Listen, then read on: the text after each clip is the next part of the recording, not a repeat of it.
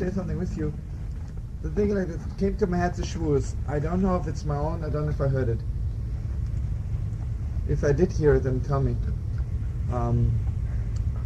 You know, there's a posting. It says like this: "B'chol ha'am ro'im zakolos," and all the people heard the voices, saw the voices. There's a lapidim.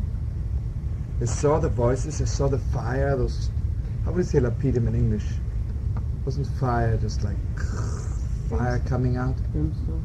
Brimstone? Nah.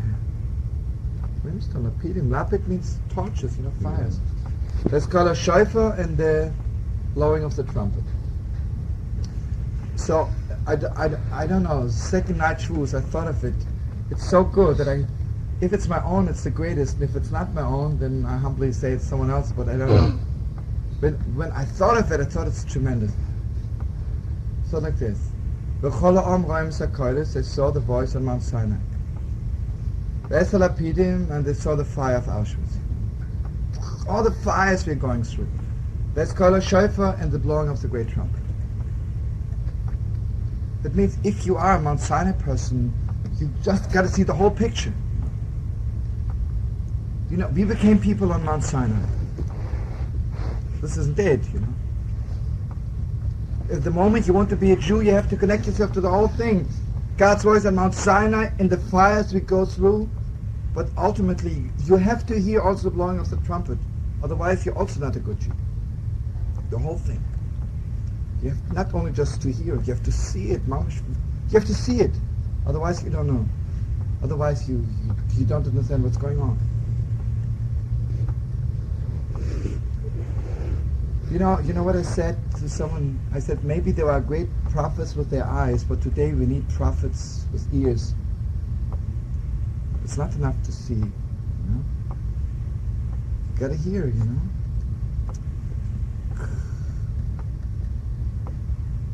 You see, on Mount Sinai we were prophets on voices also, you know, not only on whatever's visual, we were prophets on voices, you know. It means we had prophetic eyes and prophetic ears. It's got to be something. Let's put it this way, you know. I say sad things. I see a lot of holy Jews are plugged in to hear God's voice on Mount Sinai, but they're absolutely not plugged in to hear the blowing of the great trumpet. Then you see today, sadly enough, a lot of kids walking around colleges who are plugged in hearing the great trumpet. But you know something? They cry over Hiroshima, but they're not crying over the 6 million Jews. They're not plugged into the fire of Auschwitz. And with all due respect, you know, between you and me, take all the folk singers in America, sing over Hiroshima, Biafra. With all due respect to Pete Seeger, did any of the American folk singers ever make up a song over the 6 million? No.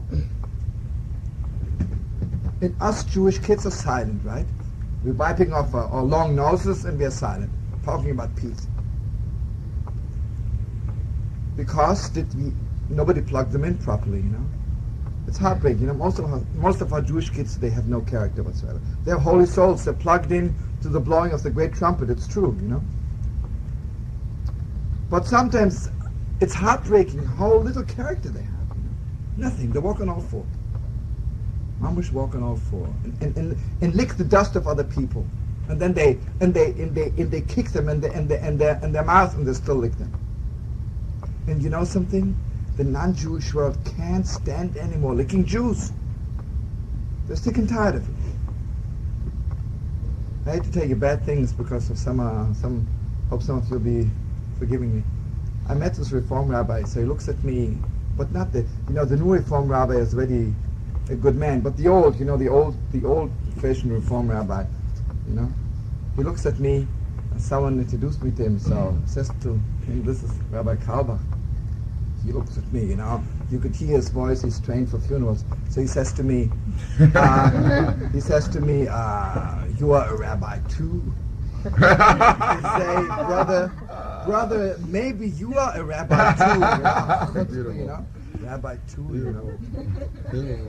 But anyway, you know, those old-fashioned, you know, rabbis, they thought the more we lick, the more the world will like us. You know, it's not so bad anymore, it's getting better, but just open the newspapers, Hanukkah. What are the rabbis talking about? About Christmas. Why doesn't one bishop sometimes talk Christmas about Hanukkah?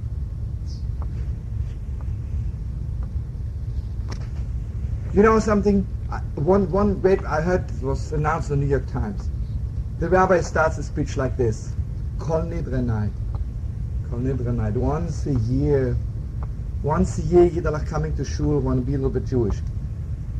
So he begins a speech like this. Kol Nidre is written in classic Aramaic.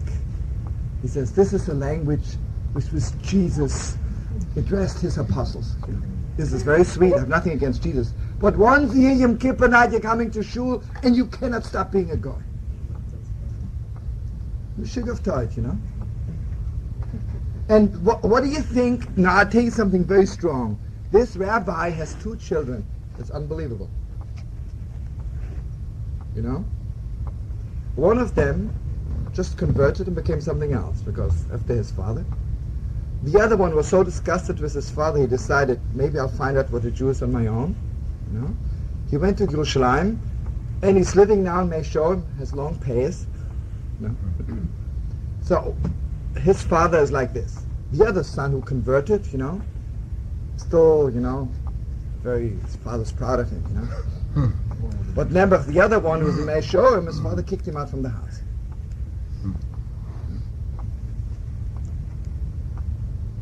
But he's one of the leading rabbis, especially he's in charge of, he's on the youth commission. Biggest joke in the world. Okay, now I have to tell you something. I'm not only knocking Reform, I'm knocking Orthodox also, but it so happened at this point tonight I decided on Reform, you know. Everything is wrong, you know. We are not plugged into everything. It has to be, I think this was Emma says, all of you has to hear it. The all of you. It's not enough just to be a part-time Jew. The all of you has to be a Jew. The all of you. And I'll tell you one thing, if the all of you is a Jew, your children are Jewish also. And not only that, you know, I think I told him about Levitz, you know, when I was in Germany, you know, after the concert was over, not this time, the last one was in Germany. It was a big thing and everything was televised, you know. You have to understand, in Germany, those kids, forgetting about the old people, the young kids, they really want to know, who is the Jew? What kind of a thing is that we killed 6 million? Who is this, you know? Okay, they feel guilty about it, but at least want to know, who is it? So sadly enough, I don't have to tell you what kind of Jews they meet, you know? Heartbreaking, you know? Gangsters, thieves, you know? It's heartbreaking, you know? It's really a Chilul Hashem, you know? Anyway, so after the concert was over, we went to like a little restaurant. I ordered some coffee and some grapes. And everybody was watching me, you know? And then there was like my top man, a student, a non-Jewish student. He says to me, Shlomo, you know, he says, I'm so happy you eat kosher. I'm so happy. I was so afraid that you don't eat kosher. I was so afraid that you don't. Can you imagine? And he says to me like this, he says, 2 weeks ago, there was an Israeli violinist here. And, you know, they wanted to greet him to show him that we, you know, our respect. After that, we took him to a restaurant, and he ordered a ham sandwich. He says, I want you to know it cut my heart right through. How can a Jew eat ham? This comes from a little non-Jewish student who doesn't know anything. You know who knows what a Jew is? Or a holy Jew? Or a non-Jew also knows what a Jew is. Tell you. Strange. Strange world, strange world, strange world.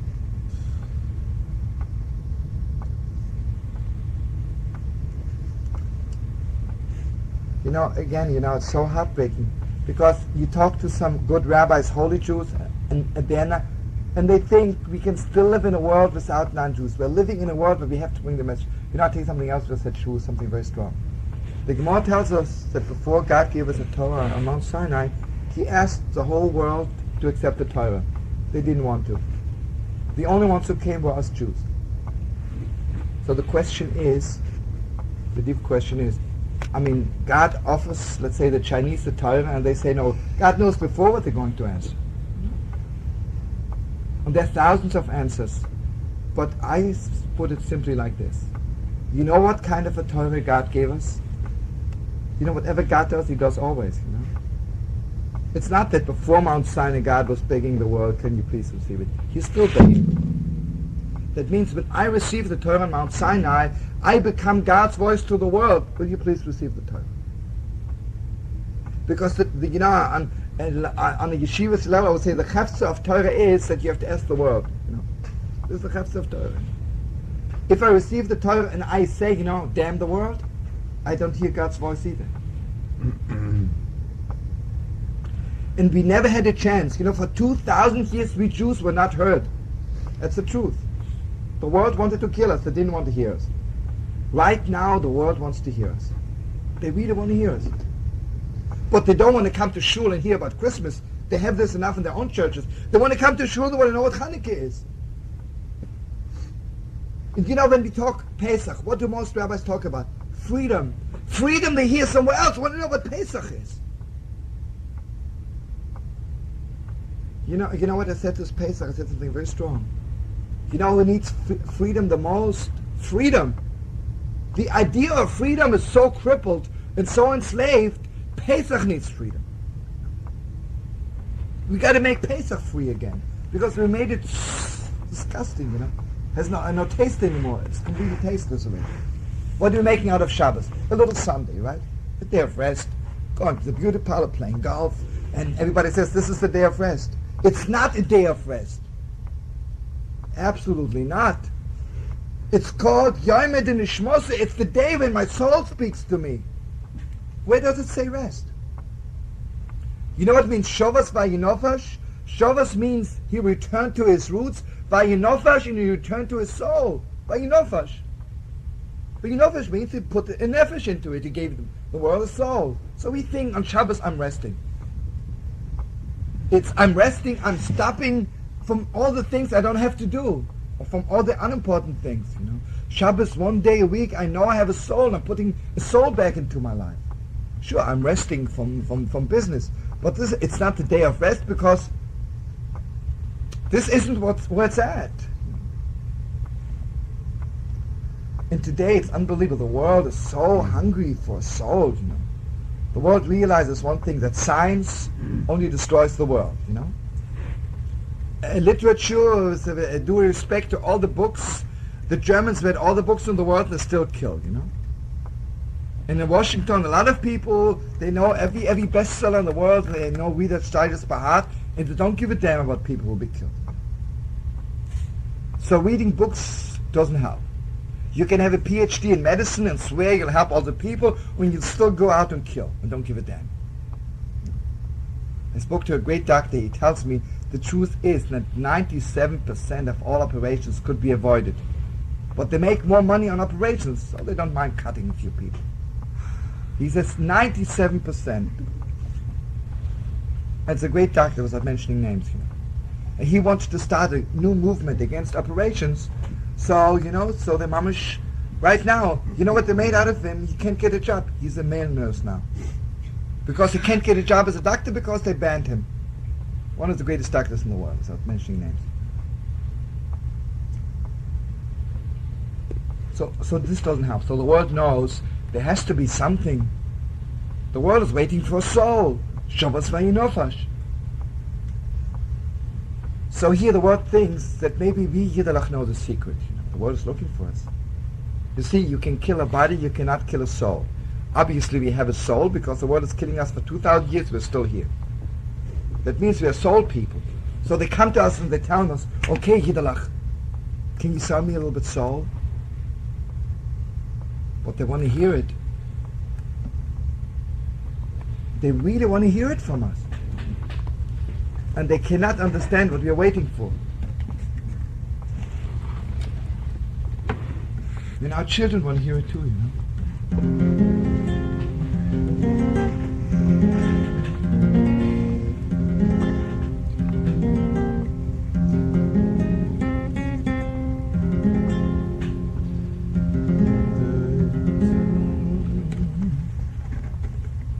Okay, this is half vision, it's half Aryeh, a little bit. Let's sing this one.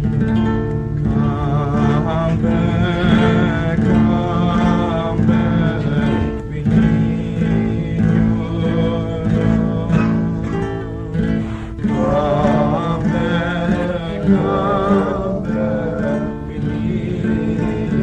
your peace. Come back, we need your love. Come back, we need your peace. Till the end of the world, I will walk to find you. Through the darkest night I turn, till I find you. And Shlomo, could you possibly tell the story that you told last Sunday night about if you're in the mood, I know, Yeah, which one? if you're turned on to that, about when they came to the, I don't remember which ghetto it was, but they told them they had 3 days to Ah, it's the prepare greatest story in the whole world. Yeah. If you don't, because I have to convince someone that they really have to read these stories because they're really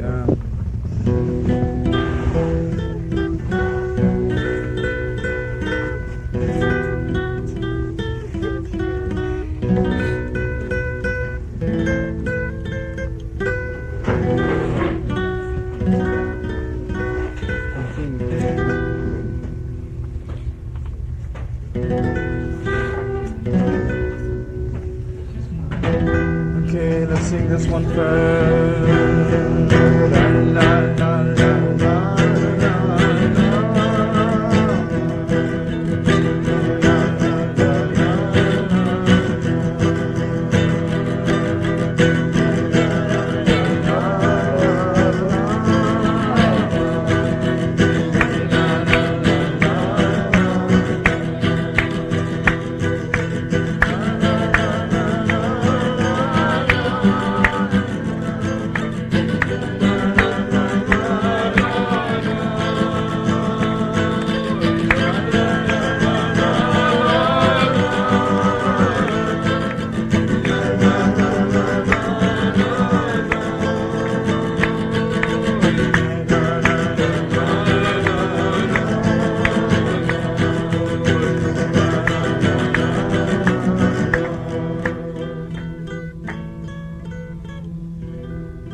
Okay, the story is that you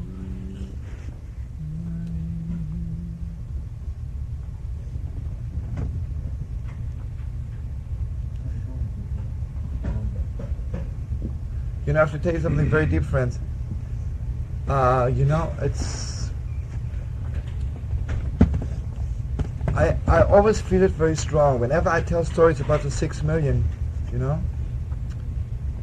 I'm not, you might think I'm crazy, but somehow I'm not telling it to tell you how bad the world is, because this isn't in it. I just want to tell you how holy those people were.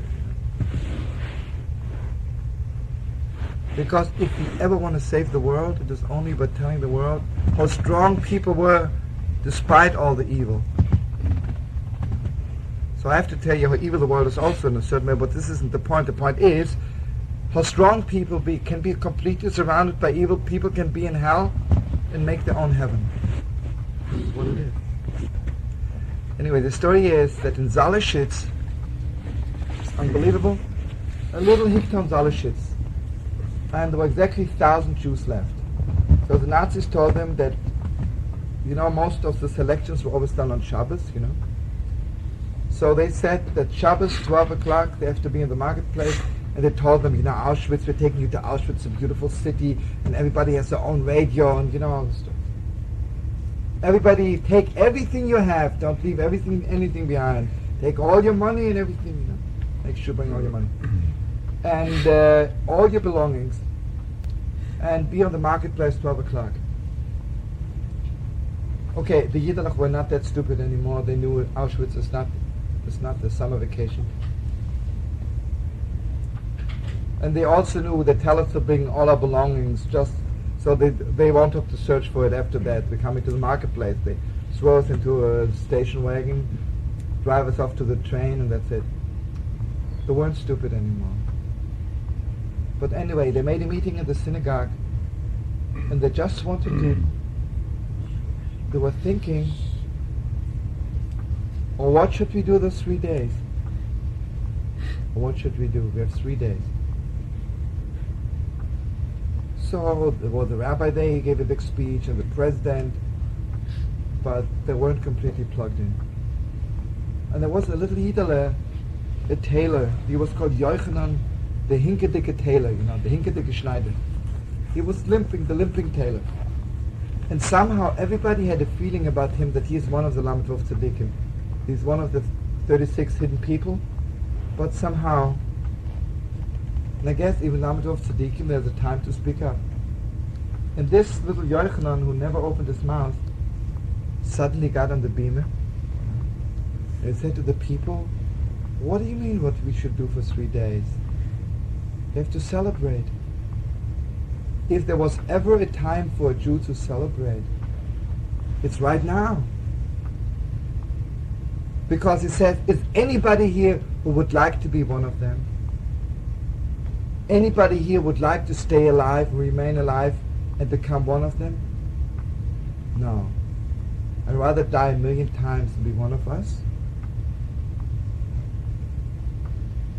He says, we got to make for 3 days Yom Tov, Mamash Yom Tov. When he said it, he lifted up their souls like maybe nobody ever before, maybe till Mashiach, nobody will do it like Yochanan, the Hinkedicke Schneider. So for 3 days, not they had Yom Tov, Mamish, they had Yom Tov. They davened Yom Tov Shmona Esrei. Everybody was dressed up for 3 days. They came to shul, were dancing. On Shabbos morning, they came to shul early. They were all dressed in white like Yom Kippur. And they davened fast Shachris, Musaf. 12:30 they had to be in the marketplace. 11 o'clock they davened Nile, last Shmona Esrei. 11:30 Yochanan, who, if he was one of the Lamed Vov Tzaddikim before, maybe he became the high priest of the world in those 3 days. He opened the Holy Ark, he took out the Torah, and he says, I swear in the name of Abraham, Isaac, and Jacob, in the name of all generations before me, in the name of all generations who will be after me, I swear that I'm ready to die for God's name. And all the people swore. And then they all danced to the marketplace. They danced to the marketplace. The Germans always knew when they make a selection, everybody comes down, how they were dancing. You know what it is? After the 6 million, we have to dance all the time. And thank God we can dance, and we know we don't have to go to marketplace in 3 days. Just the very fact, thank God, I am one of the people who does not kill. The greatest thing in the world.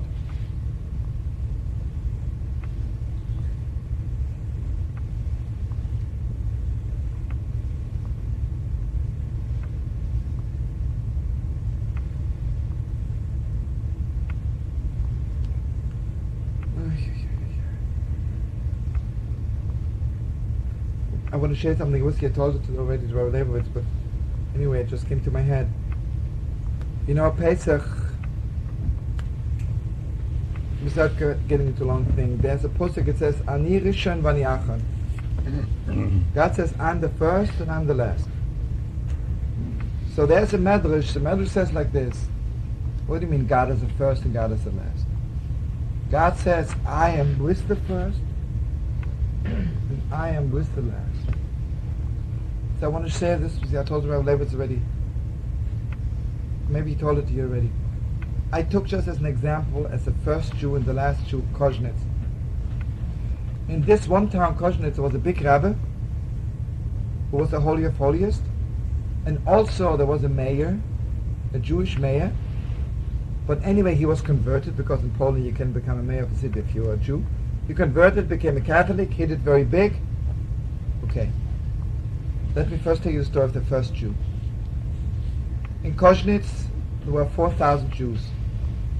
So they divided them up. The first 2,000 Jews with the Rebbe were sent to Auschwitz. The Rebbe arrives in Auschwitz, they take him to the gas chambers. He walks together with 2,000 Yidden. And the Rebbe, he was just so high, Gewalt. So the Rebbe looked up and he says, oh, what a beautiful day. What a beautiful day. The Rebbe didn't lose touch with nature for one split second. So the Chassidim said, Rebbe, just couldn't imagine. You have 5 more minutes to go and you think it's a beautiful day? Someone said to the Rebbe, what are you thinking about? He says, what I'm thinking about, he says, I think, he says, what a privilege. Our ashes will clean the whole world. Our ashes will clean the whole world. That's the first Jew. The last Jew is like this. The other 2,000 Jews in Koznitz, they decided to bring them in the synagogue and just burn them alive.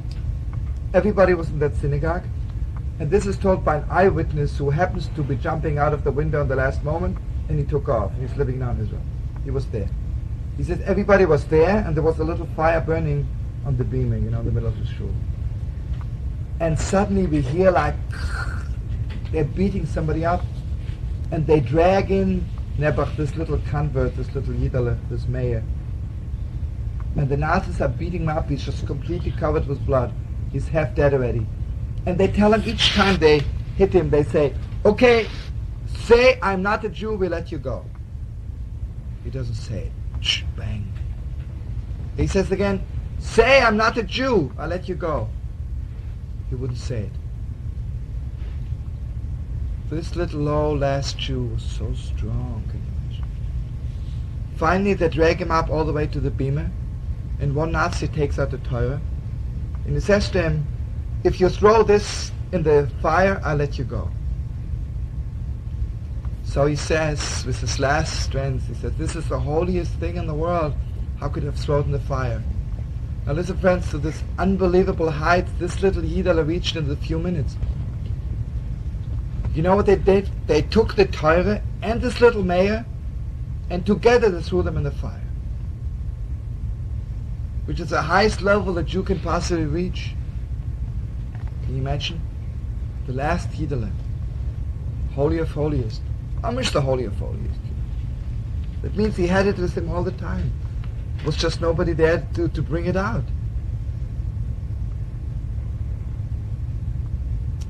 But you know what's so heartbreaking? Okay, after the 6 million. This Yidala died 1 million times not to say, I'm not a Jew. And what are we teaching our children? For them, it's nothing. They're ashamed to say, I'm a Jew. He was ready to die 1 million times not to utter the words, I'm not a Jew. And how do we say, I am a Jew? With how much pride? And I'm talking now this disgusting say, I'm proud to be a Jew. I'm not talking about this kind, which is meaningless. I really mean this is holy pride. It's holy glory. I am a Jew. I heard God's voice on Mount Sinai. I know what's going on. Nothing. We got to do it. Brothers, sisters, that's Sister Jackie. Is asleep already? Okay. Sister Jackie's in top form. Okay, let's sing one more song. Yes.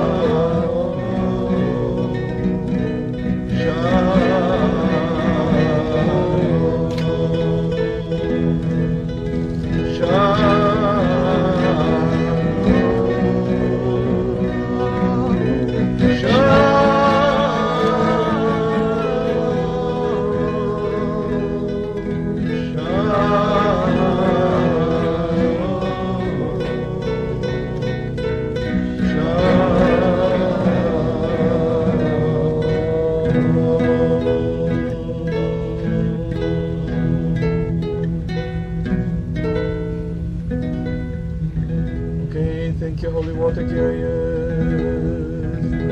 Thank you, holy beggars. Thank you. First Yidala, and last Yidala. Because we are both. Thank you, friends. Be strong, be strong, be strong. Hashem Oiz Lama Yitain. You know what I always say? The people, the world thinks in order to bring peace to the world you have to be weak, compromise. It's not true.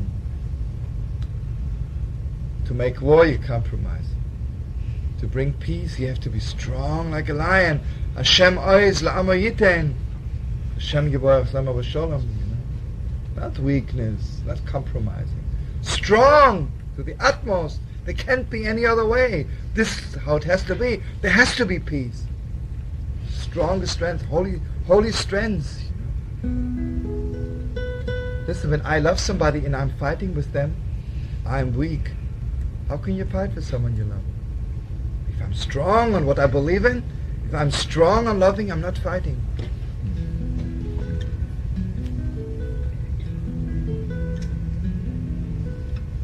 Yeah, I might be strong on my ideas, but not on my loving, you know. I'm strong on my soul, strong on what I'm really, you know.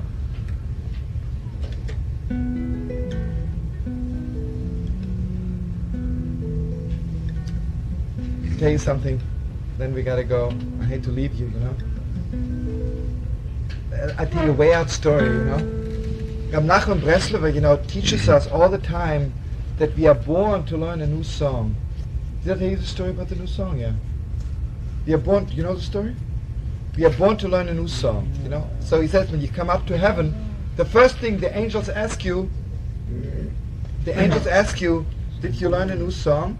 Yeah. Okay, so this Breslover little Chosid Nebuch was drafted in the war between Russia and Japan. Nebuch, he didn't love the Russians, he didn't hate the Japanese, but Nebuch, he was drafted. A little Moishal, what can he do, And they bring him Nebuch to the forefront with a gun, and he doesn't feel like shooting because he really doesn't believe in killing people. But he walks around with a gun, what can you do? Then comes like the real action, you gotta get it. But Moishal thinks of something else. Listen to this, the Breslover Chosid, that's a true story. He thinks, if I'm here in the forefront, I gotta learn a new song. The Russian songs I know. That means I'm here to learn a Japanese song. Then I'll come back to the Bais Medrash, and I'll teach them a Japanese song. So this is unbelievable, the holiness, Around him shooting, Moshe makes his way through, he wants to get to the other side to hear a song. Anyway, Moshe, the people are so much into fighting, they don't notice that there's someone they're walking around without fighting. Those days was man-to-man fight. Moshe walks around, Finally, Moshe comes to the other side, and the Japanese really have beautiful melodies, So Moshe listens to the song, he takes off his gun, he sits on the grass and he says, "Ay, Rabbeinu Shalom, what a melody. What a melody." Ay, Shalom, brother. Great. Friends, on the great day, we'll get over to the other side and listen. Good Shabbos, Lillian. Bye, sugar. Shabbos, folks. See you tomorrow morning. Learn a new song, folks. 10 o'clock tomorrow. Shir Chadash. A new song. Put a little light on it. Okay, folks. Thank you, brothers. Thank you. Shalom. Thank you, Holy Dragon. How can we ever thank